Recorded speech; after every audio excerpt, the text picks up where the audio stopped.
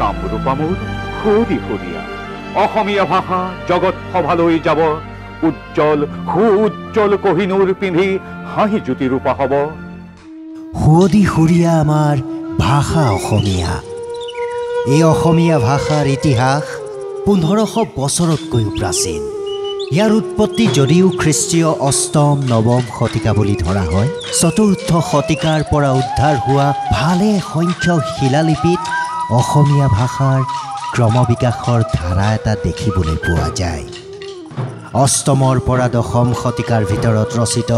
চৰ্যাপদসমূহ প্ৰাচীন অসমীয়া সাহিত্যৰ সমল হিচাপে স্বীকৃত চতুৰ্থ শতিকাত মাধৱ কন্দলীৰ দ্বাৰা অনুদিত ৰামায়ণৰ অসমীয়া অনুবাদৰ জৰিয়তে অসমীয়া ভাষা সাহিত্যৰ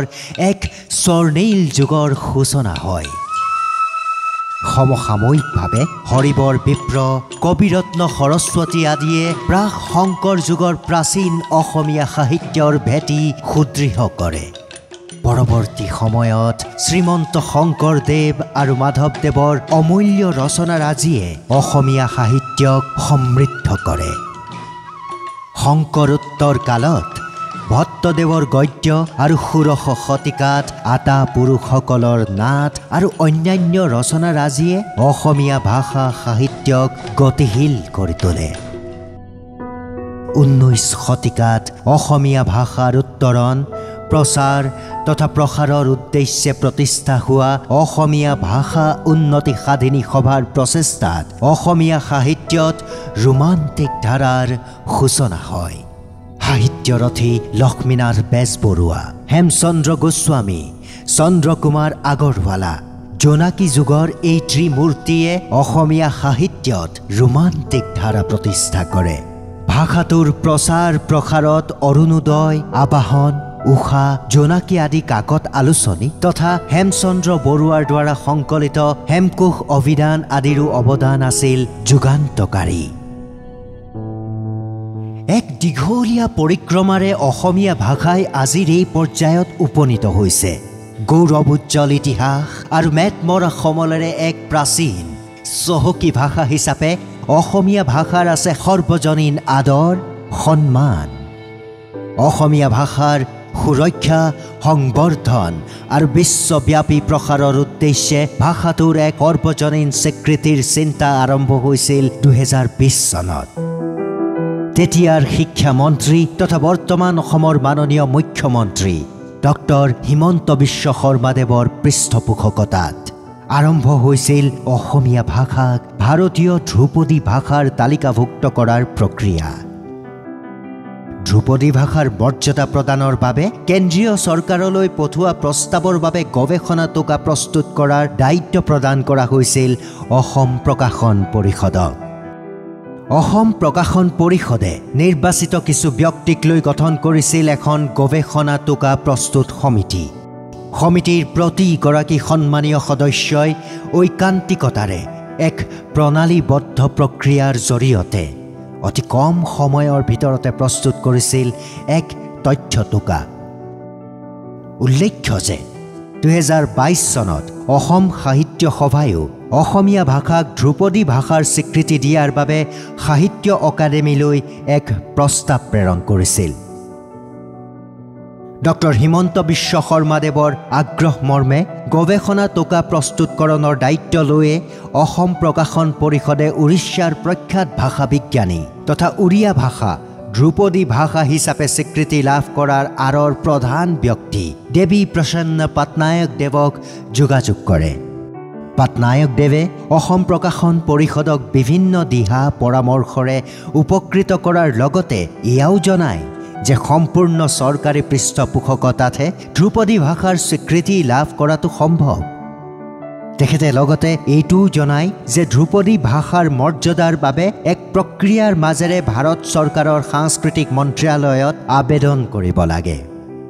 পৰৱৰ্তী সময়ত অসমৰ মাননীয় মুখ্যমন্ত্ৰী ডক্টৰ হিমন্ত বিশ্ব শৰ্মাদেৱৰ পৃষ্ঠপোষকতাত অসম প্ৰকাশন পৰিষদে গঠন কৰা গৱেষণা টোকা প্ৰস্তুত সমিতিয়ে প্ৰস্তুত কৰা তথ্য টোকাসহ কেন্দ্ৰীয় চৰকাৰৰ ওচৰত আবেদন কৰে উল্লেখ্য যে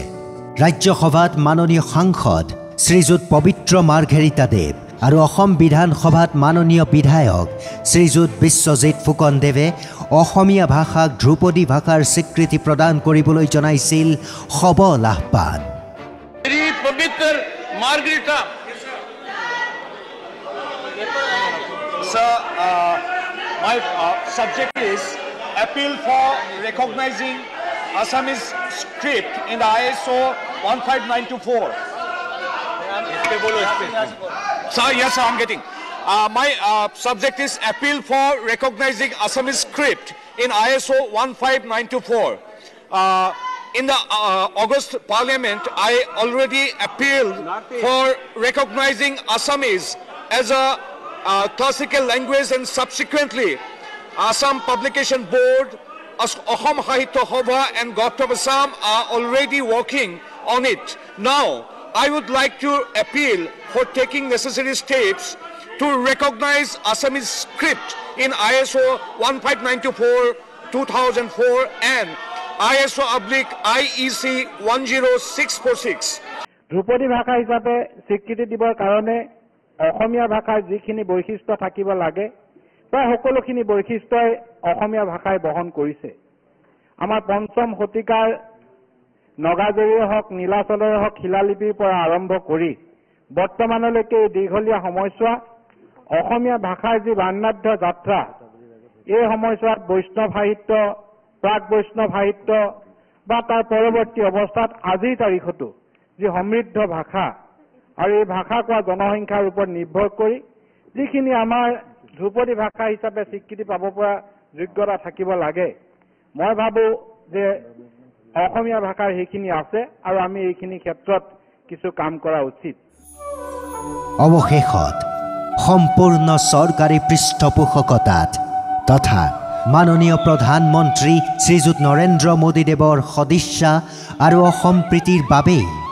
অসমীয়া ভাষাই ধ্ৰুপদী ভাষাৰ মৰ্যাদা লাভ কৰিলে। এই আপাহতে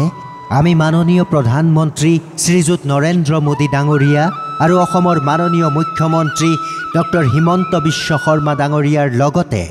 অসম প্ৰকাশন পৰিষদ তথা তথ্য টোকা প্ৰস্তুত সমিতিৰ প্ৰতিগৰাকী সন্মানীয় সদস্যকে ধৰি সংশ্লিষ্ট সকলো পক্ষকে ধন্যবাদ আৰু কৃতজ্ঞতা জনাইছোঁ। তদুপৰি ভাষাটোৰ উত্তৰণৰ বাবে অহু পুৰুষাৰ্থ কৰা প্ৰতিগৰাকী পণ্ডিত, মনীষী, ভাষাবিদ তথা সাহিত্যিককো এই গৌৰৱময় মুহূৰ্তত আমি শ্ৰদ্ধাৰে স্মৰণ কৰিছোঁ। অসমীয়া ভাষাই ধ্ৰুপদী ভাষাৰ মৰ্যাদা লাভ কৰাৰ ফলত অসমীয়া ভাষাৰ বিভিন্ন গৱেষণা প্ৰতিষ্ঠান, সাহিত্য প্ৰকাশন আৰু অনুদিত সাহিত্যৰ সংখ্যা বৃদ্ধি পাব। প্ৰাচীন সাহিত্য টোকা, সাঁচিপাত আদি সংৰক্ষণ আৰু ভাষাতত্ত্ব অধ্যয়ন আদি কামত গৱেষকসকলে নিজকে নিয়োজিত কৰিব পাৰিব। তদুপৰি ধ্ৰুপদী ভাষাৰ প্ৰচাৰ তথা প্ৰসাৰে ৰাজ্যখনত সাংস্কৃতিক পৰ্যটন বৃদ্ধি কৰাৰ লগতে প্ৰাচীন সাহিত্য, সাঁচিপাতৰ পুথি আদি ডিজিটেল মাধ্যমত সংৰক্ষণৰ বাবে ভাষা শিক্ষাৰ সহায়ক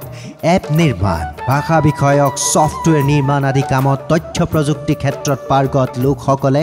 কাম কৰিব পাৰিব। এই স্বীকৃতি অসমবাসীৰ বাবে আছিল এক দীৰ্ঘদিনীয়া প্ৰাপ্য।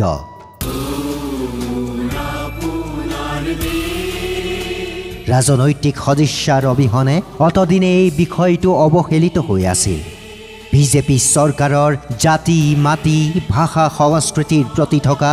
অপৰিসীম দায়বদ্ধতাৰ বাবেই এই স্বীকৃতি সম্ভৱ হৈ উঠিল। অসমীয়াৰ প্ৰতিগৰাকী সহোদৰ আজি গৰ্বিত, উৎফুল্লিত। আইৰ মুখৰ ভাষাটোৱে আজি লাভ কৰিলে ভাৰতীয় ধ্ৰুপদী ভাষাৰ মৰ্যাদা। সঁচা অৰ্থত এতিয়া অসমীয়া ভাষাই জগত সভাত অসমক সুউজ্জ্বলভাৱে প্ৰতিনিধিত্ব কৰিব।